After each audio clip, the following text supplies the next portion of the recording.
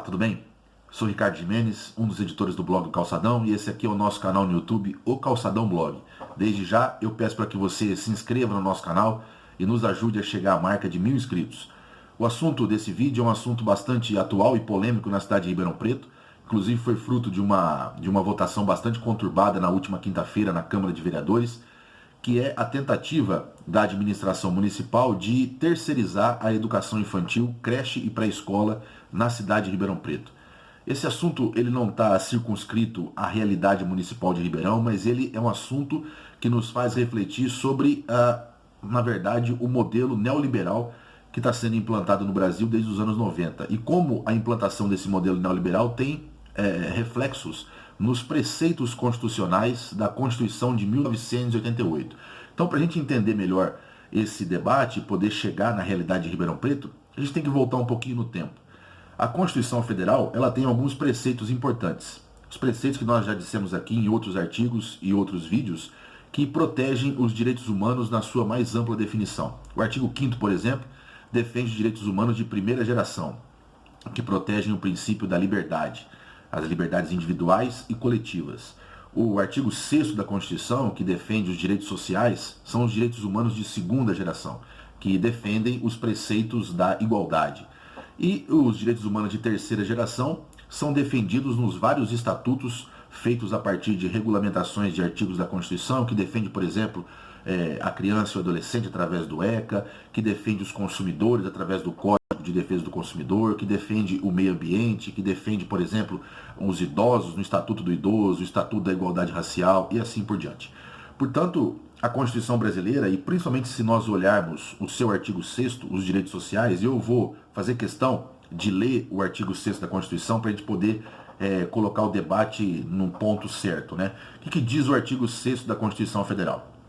São direitos sociais: a educação, a saúde, a alimentação, o trabalho, a moradia, o transporte, o lazer, a segurança, a previdência social, a proteção à maternidade e à infância, a assistência aos desamparados na forma dessa Constituição. Então, se nós lermos o artigo 6º da Constituição, nós podemos ver que o Estado brasileiro, que a Constituição propõe ao Estado brasileiro a criação de um sistema de bem-estar social, que garanta as necessidades básicas da população brasileira. E, a partir daí, através também da ampla liberdade empreendedora e da iniciativa privada, podemos construir um país menos desigual e mais desenvolvido. Isso é o que a Constituição aponta, e ela foi promulgada em 1988. Mas se nós também retomarmos um pouquinho e a gente enxergar a situação do mundo e do Brasil no início dos anos 90, nós vamos ver que no mesmo momento em que a Constituição é colocada na vida nacional com esses preceitos e principalmente apontando o estado de bem-estar social, o mundo e o Brasil se abria ao modelo neoliberal. O modelo privatista, o modelo de enxugamento do Estado, o modelo de enxugamento dos serviços públicos e, portanto, o modelo econômico que o Brasil adotou nos anos 90 se confrontava diretamente com os princípios da Constituição Federal, principalmente nos princípios dos direitos sociais protegidos pelo artigo 6º. E aí, os anos 90 foram anos de conflito, né? O que se dizia nos anos 90, se nós formos resgatar, inclusive, as notícias daquela época? Que as privatizações do setor público retirariam o Estado de alguns setores econômicos para poder dar ao Estado capacidade de investimento para cuidar justamente dos direitos sociais do artigo 6º. Então, o que diziam os neoliberais, principalmente ali nos governos do Fernando Henrique Cardoso? Olha, o Brasil precisa privatizar o setor de estradas, o setor de telefonia, o setor de telecomunicações, o setor petroquímico, para poder sobrar dinheiro para o Estado, fortalecer os orçamentos, para poder cuidar bem da educação, da saúde, da seguridade social, do transporte, do lazer, do esporte, ou seja, daquilo que está colocado no artigo 6º. A gente sabe que não foi isso que aconteceu, né? O modelo neoliberal ele não economiza dinheiro do Estado para investir nos direitos sociais. Ele economiza dinheiro do Estado para poder remeter esse dinheiro ao capital financeiro, ao setor rentista. Esse é o princípio do modelo neoliberal. Se nós formos retomar as notícias de 98, nós vamos ver que o governo Fernando Henrique, em 1998, na eleição, no processo de reeleição, ele tinha uma agenda completa, muito parecida com a agenda do Michel Temer e do Bolsonaro. Estava colocado na agenda, na pauta do governo Fernando Henrique, a reforma trabalhista, com o processo de terceirização irrestrita do setor privado e do setor público, inclusive em atividades fins. Estava colocada na agenda do governo Fernando Henrique uma reforma da Previdência com a introdução do modelo de capitalização, que é o modelo chileno, que está tentando, que o governo Bolsonaro, através do banqueiro Paulo Guedes, tem tentado implementar no Brasil agora. E estava colocado na agenda do governo Fernando Henrique também a privatização do setor de saúde e do setor de educação. Portanto, o modelo neoliberal, ele não quer só passar o trator no Estado nacional, no Estado brasileiro, nos Estados nacionais, naquilo que o Estado pode competir com a iniciativa privada. Estradas, petróleo, petroquímica, seja lá o que for. Não, ele quer passar o trator em tudo, inclusive nos direitos sociais. Saúde, educação, previdência, e é isso que está colocado. No período dos governos petistas, esse avanço neoliberal ele foi freado de certa forma. Mesmo que os governos petistas não tenham rompido com os preceitos do capitalismo financeiro, com o setor rentista, você pode perceber que os bancos continuaram ganhando fortunas, inclusive nos governos petistas, mas os governos do PT investiram no artigo 6º. Os governos do PT investiram no fortalecimento dos direitos sociais contidos no artigo 6º. Educação, saúde, até a própria previdência, moradia, e também houve desenvolvimento econômico com geração de emprego e distribuição de renda. Portanto, foi um colchão que amorteceu o avanço neoliberal. Mas de 2016 para cá, desde o impeachment sem provas da ex-presidente Dilma, através dos governos Temer e do governo Bolsonaro, o sistema neoliberal voltou com toda a força.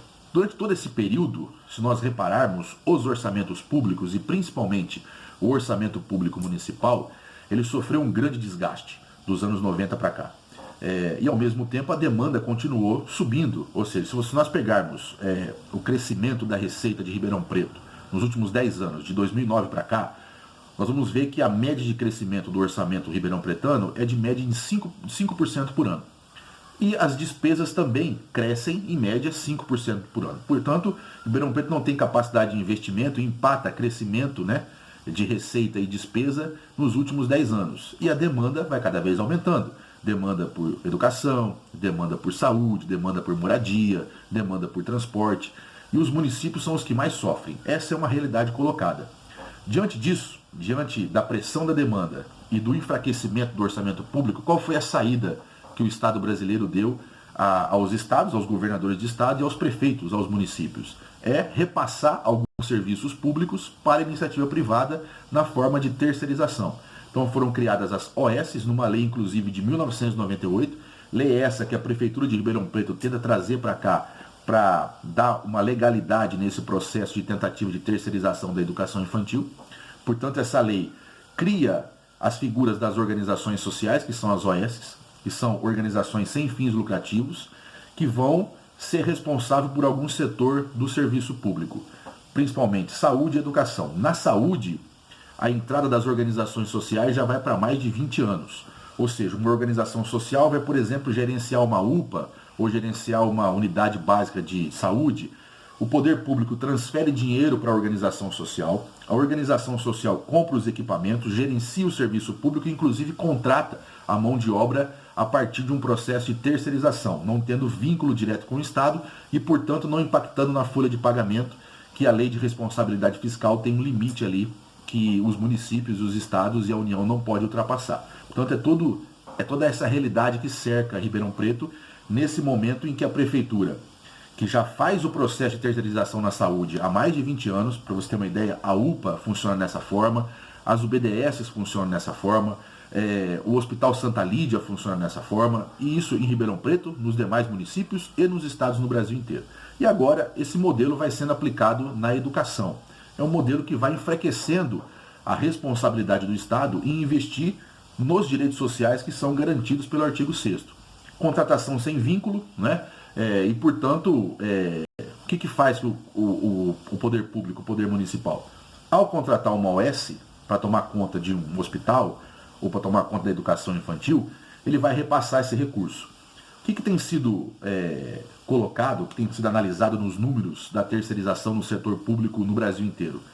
Que os profissionais, tanto das atividades meio, uma faxineira, um porteiro, um segurança, quanto nas atividades fins, o próprio médico, o professor, que está sendo contratado de forma terceirizada, sem vínculo com o Estado, geralmente são profissionais em início de carreira. Isso é claro, por exemplo, nos hospitais e nas UPAs, né? Médicos recém-formados, inclusive residentes, porque eles ganham menos, né?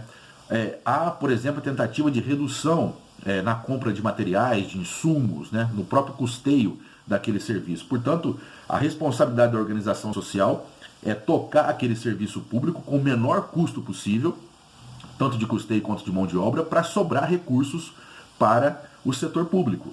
Então, o setor público ia, por exemplo, investir X numa escola pública, contratando professores através de concursos, e ele mesmo investindo tudo, ele vai investir X-1 ou X-2 quando ele contrata uma OS. Mas isso impacta no serviço público. Os números têm mostrado no Brasil que, além do setor privado, que o processo de terceirização não gerou emprego nenhum, empregos precarizados, 80% a mais de acidentes de trabalho, 30% a menos de rendimento do trabalhador do setor privado terceirizado, isso também tem impacto no serviço público, contratando profissionais de começo de carreira, sem vínculo com o setor público, portanto, aquele instrumento importante do serviço público de ser um instrumento de Estado, né? Ele perde esse vínculo a partir do processo de terceirização. O poder público gasta menos, investe menos nos direitos sociais, e aí a grande pergunta, para onde vai esse dinheiro que o poder público tem economizado? Ele não vai para melhorar outras coisas que o município investe, até porque as outras coisas, saúde, educação, moradia, transporte, estão sendo gradativamente repassadas à iniciativa privada. O dinheiro que é economizado, os números têm mostrado, vão cada vez mais para alimentar os juros, amortizações das dívidas que o setor público tem com os bancos e o setor rentista. Por isso que nós vemos, nesses anos todos, um processo de estagnação econômica, de recessão, de desemprego, mas o lucro dos bancos sendo cada vez mais recordes, ano a ano, por causa desse sistema. Então, o poder público, de uma maneira geral, tem se retirado da sua responsabilidade em suprir os direitos sociais do artigo 6º da Constituição, tem contratado organizações sociais que fazem esse contrato de maneira precária, e o serviço público é feito de maneira precária para a população. Portanto, é todo um sistema montado que precariza o serviço público e que impacta na vida das pessoas que mais precisam, que são as pessoas que mais precisam, por exemplo, dos setores do setor público que invistam nos direitos sociais do artigo 6º da Constituição. E aí, os serviços que são voltados para a camada mais pobre são exatamente esses serviços que são pegos, né, sob a responsabilidade das organizações sociais. Vamos pegar um exemplo de Ribeirão Preto. O prefeito Nogueira quer terceirizar a educação infantil em Ribeirão porque, segundo ele, a prefeitura não tem condições de fazer esse serviço por conta própria, ou seja, contratando professores através de concurso e tudo mais. Portanto, vai repassar essa responsabilidade para as organizações sociais. E assim o investimento é menor e ele teria condições de suprir essa demanda. Porque Ribeirão Preto atende hoje, na educação infantil, 12 mil crianças de 0 a 3 anos e 11 mil crianças de 4 a 5. Mas existem, segundo dados do Ministério Público Estadual, 3.500 crianças fora da educação infantil. Portanto, um déficit que a prefeitura, por lei, tem que dar conta disso aí. E, portanto, a pressão do Ministério Público e a pressão das pessoas, a prefeitura não tem condições de fazer sozinha e vai delegar isso à terceirização. Portanto, é um serviço que vai ser destinado às famílias e às crianças mais pobres. Pergunta, né? Para os liberais, inclusive os vereadores de caráter liberal que estão defendendo essa medida e chamando professores, alunos, pais e cidadãos que se colocam contra essa medida de terceirização como radicais, irresponsáveis, infantilizados, né? Tem um vereador, inclusive do DEM, que tem dito isso aí, a boca pequena, lá e cá, né? Inclusive vereadores que pressionaram mudança de voto na Câmara de Vereadores na última quinta-feira para poder votar e aprovar o regime de urgência para votar já na próxima semana, né? A pergunta que fica é o seguinte: se existem 3.500 crianças sem esse serviço na cidade, por que a iniciativa privada não vai atrás desse filão? Por que a iniciativa privada por si só já não investe em creche e pré-escola? Por um simples motivo: não dá lucro, porque essas 3.500 crianças são de famílias pobres da periferia da cidade e não dá lucro. E aonde não dá lucro, a iniciativa privada não vai. Não vai nem fornecer serviço de saúde, nem de educação, nem de moradia, nem de nenhum serviço que está contido nos direitos sociais do artigo 6º da Constituição. Porque a iniciativa privada só vai onde dá lucro. Aonde moram os mais pobres e aonde não dá lucro, é o Estado que deve ir. E o Estado tem que ir para prestar um serviço de qualidade, porque não existe diferença de pessoas no Brasil. Agora, quando o Estado terceiriza e os números mostram que o serviço público, que o atendimento é ruim e precarizado quando acontece esse processo de terceirização, por que os mais pobres têm que ficar refém de um serviço de pior qualidade? Na saúde, na educação, que são dois dos serviços mais importantes para a população brasileira. Por que os mais pobres têm que ser merecedores desse serviço? Esse é o questionamento. E é um questionamento maior. Ao invés da prefeitura colocar a cunha da privatização, porque isso na verdade é o início da privatização da educação pública, como já aconteceu o início da privatização da saúde, por que não contestar o modelo neoliberal? Por que não contestar um modelo que vai no sentido de extinguir os direitos sociais, ou extinguir as responsabilidades do Estado para a fomentação e aplicação dos direitos sociais? Por que o Estado se retira da educação, da saúde, da previdência, sempre impactando a vida dos mais pobres? Essa é a discussão colocada. E quando os professores e os demais cidadãos se colocam contra esse processo, é porque enxergam tudo isso. É porque enxergam que, por exemplo, no mundo inteiro isso não dá certo. No mundo todo, onde o modelo neoliberal passou o trator na educação, na saúde, na previdência, no saneamento básico, no transporte público, não deu certo. E isso está sendo voltado para o serviço público, porque a população desses países, na Europa, aqui na América, entende que a privatização dos direitos sociais reduz o atendimento às pessoas, principalmente às pessoas que mais precisam. Essa é a discussão colocada. É uma discussão de modelo, é uma discussão do futuro que a gente quer para o nosso país e para a nossa cidade. Portanto, é fundamental que se cobre da prefeitura, que se ela quer colocar o processo de terceirização, que ela abra esse debate de maneira transparente para a sociedade como um todo. Abra os números da Secretaria de Educação, que tem hoje quase 600 milhões de reais de orçamento. Vamos ver se não é possível que a prefeitura realmente não possa suprir as vagas de déficit de vagas na educação infantil por ela mesma, sem a necessidade de fazer o processo de terceirização. Esse processo ele é muito mais ideológico do que econômico, até porque ele dá prejuízo para o serviço público e prejuízo para a população. Portanto, nós vamos continuar e vamos acompanhar na semana que vem a votação, na próxima quinta-feira, no dia 11, em regime de urgência. Estaremos lá, entraremos direto lá da Câmara de Vereadores, fazendo essa pressão. Se querem implantar um modelo de privatização, de terceirização que impacta a vida dos mais pobres, vai ter que explicar tintim por tintim para a população. Não vai passar isso de maneira tão rápida e por baixo dos panos, inclusive sem parecer da Comissão de Constituição e Justiça, como se isso fosse a solução para os problemas de Ribeirão Preto, porque não é. Vai agravar ainda mais os problemas para as pessoas que mais precisam. A gente volta com mais vídeos e no final de cada vídeo eu sempre coloco aqui um livro aqui para ficar para vocês poderem ver, e vamos trocar a cada vídeo, nós vamos colocar um livro novo. O livro de hoje é o livro do professor Lages, Ribeirão Preto Revisitada. Um excelente livro para quem quer saber da história do passado de Ribeirão Preto, para poder conhecer o nosso presente e projetar um futuro melhor para a nossa cidade. Livro do professor Lages aqui recomendado pelo blog Calçadão. A gente volta, grande abraço, não se esqueça de se inscrever no nosso canal e nos ajudar a chegar a 1000 inscritos. Até a próxima.